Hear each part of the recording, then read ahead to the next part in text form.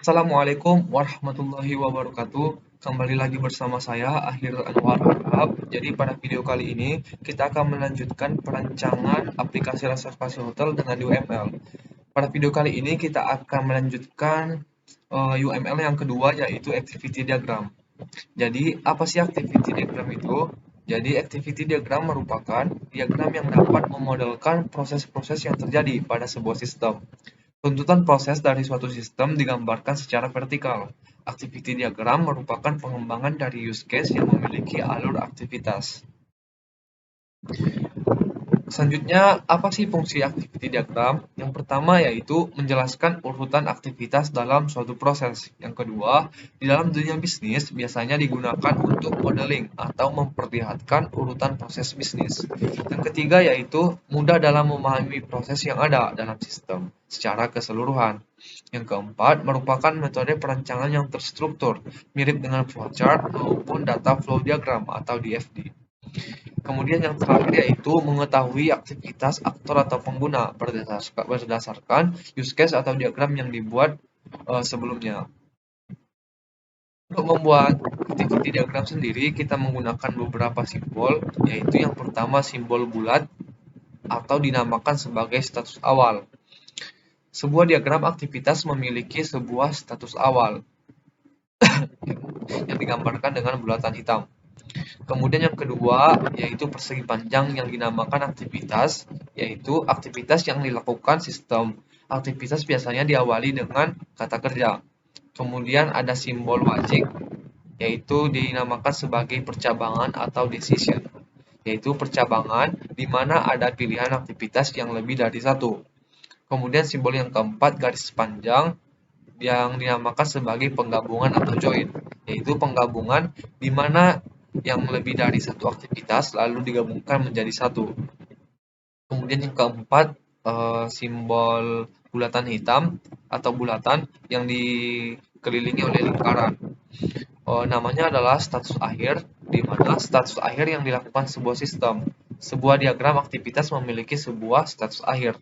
Dan yang terakhir adalah simbol persegi panjang dengan garis tepi di atasnya dinamakan sebagai swimlane, di mana swimlane memisahkan organisasi bisnis yang bertanggung jawab terhadap aktivitas yang terjadi. Oke, langsung saja kita menuju ke activity diagramnya. Di sini saya sudah membuat activity diagram dari aplikasi reservasi hotel. Nah, activity diagram yang akan kita buat itu berdasarkan use case diagram yang telah dibuat sebelumnya. Nah, pada kasus aplikasi reservasi hotel sendiri ada dua aktor ya. Kemudian untuk aktor resepsionis sendiri ada use case login dan konfirmasi pembatalan. Artinya di sini adalah kita akan membuat activity diagram login dan konfirmasi pembatalan pula. Dan untuk pelanggan sendiri ada 4 use case di mana kita akan membuat 4 activity diagram pula. Berarti yang pertama adalah resepsionis untuk activity diagram login. Ini di sini saya sudah membuatnya.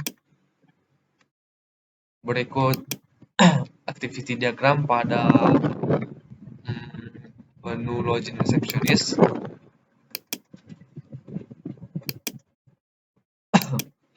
Nah, di sini terlihat ada 3 partisipan yang terlibat pada aplikasi. Yang pertama adalah resepsionis, kemudian ada aplikasi, kemudian ada database. Nah, masing-masing partisipan ini dibatasi oleh swimlane. Simbol yang ini swimlane, resepsionis dibatasi oleh swimlane, aplikasi juga dibatasi oleh swimlane, dan juga database dibatasi oleh swimlane. Nah, pada bagian atas di sini ada judulnya yaitu login resepsionis. Kemudian untuk menu resepsionis sendiri diawali dengan status awal. Menu yang ini yaitu untuk memulai suatu aktivitas. Jadi kita mulai dengan menu bulatan seperti ini atau simbol bulatan seperti ini. Nah, setelah itu resepsionis membuka aplikasi. Nah, apa yang terjadi setelah resepsionis membuka aplikasi? Maka aplikasi akan menampilkan menu login. Nah, setelah aplikasi menampilkan menu login, maka resepsionis memasukkan username dan password. Nah, setelah resepsionis memasukkan username dan password, maka database melakukan validasi. Nah, di sini ada decision yang digambarkan dengan atau disimbolkan dengan simbol wajik.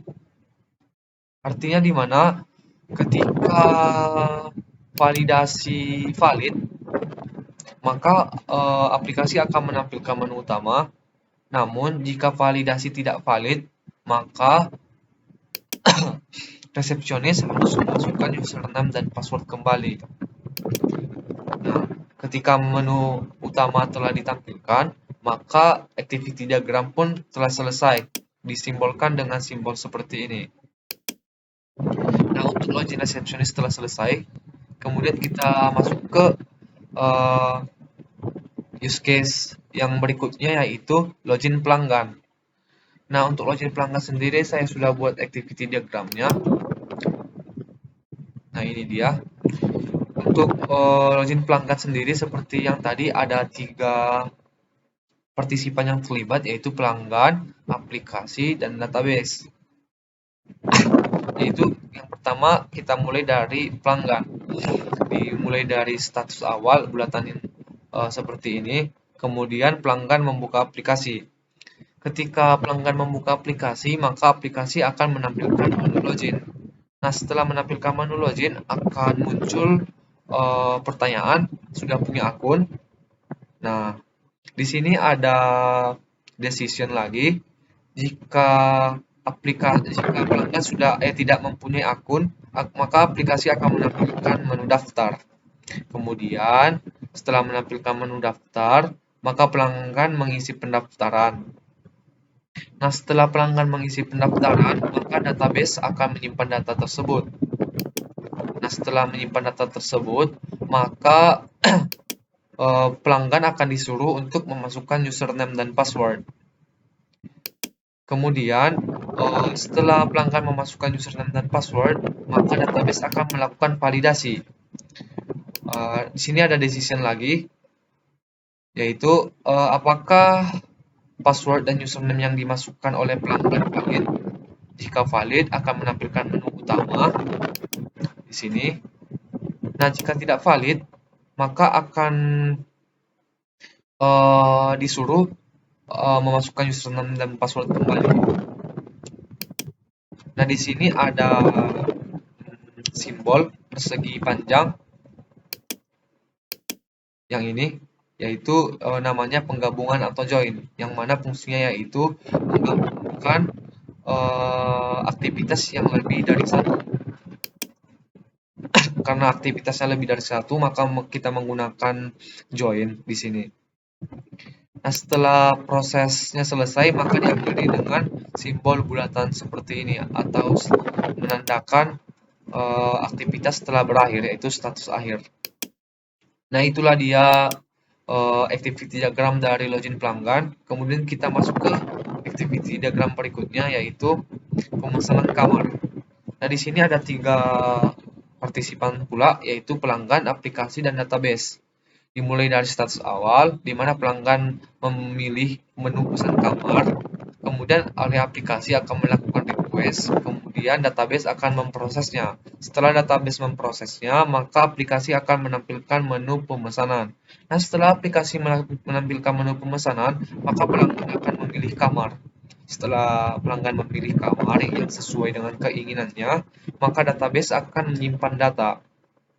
Nah, kemudian setelah database menyimpan data, maka aplikasi akan menampilkan data pemesanan dan menu pembayaran. Nah, setelah menampilkan data pemesanan dan menu pembayaran, maka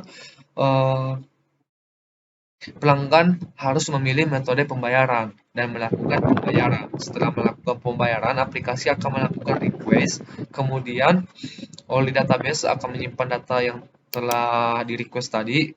Nah, setelah menyimpan data, maka aplikasi akan menampilkan bukti dan status pembayaran.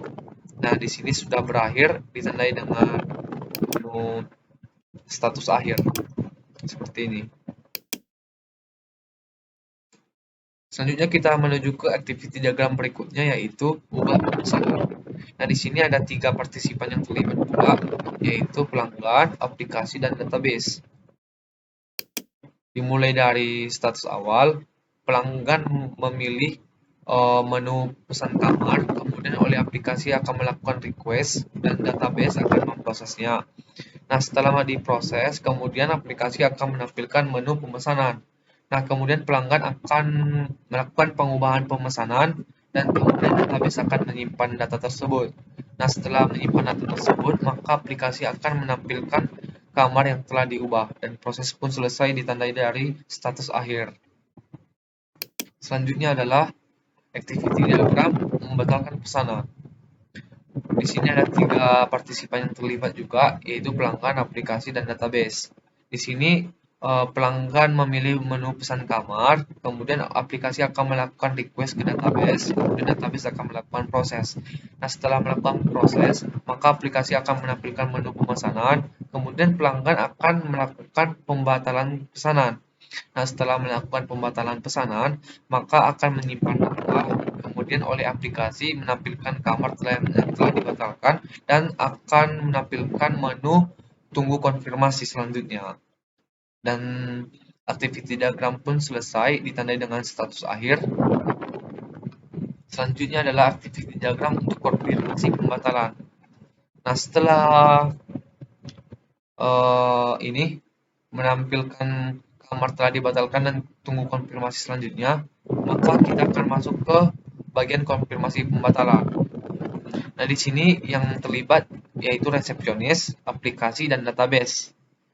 Yang dimulai dari status awal, kemudian resepsionis akan memilih daftar pemesanan kamar. Setelah memilih menu daftar pemesanan kamar, aplikasi akan melakukan request, kemudian database akan melakukan proses, dan aplikasi akan menampilkan daftar kamar yang dibatalkan. Nah, di sini resepsionis melakukan konfirmasi pembatalan terhadap kamar yang telah dibatalkan oleh pelanggan tadi. Nah, setelah melakukan konfirmasi pembatalan, maka database akan menyimpan data tersebut, dan resepsionis akan mengembalikan uang pelanggan, dan aktivitas pun berakhir. Nah, demikianlah activity diagram untuk aplikasi reservasi hotel. Jika ada kesalahan, saya mohon maaf. Kita akan melanjutkan untuk diagram UML berikutnya pada video selanjutnya. Saya Akhil Anwar pamit undur diri. Assalamualaikum warahmatullahi wabarakatuh.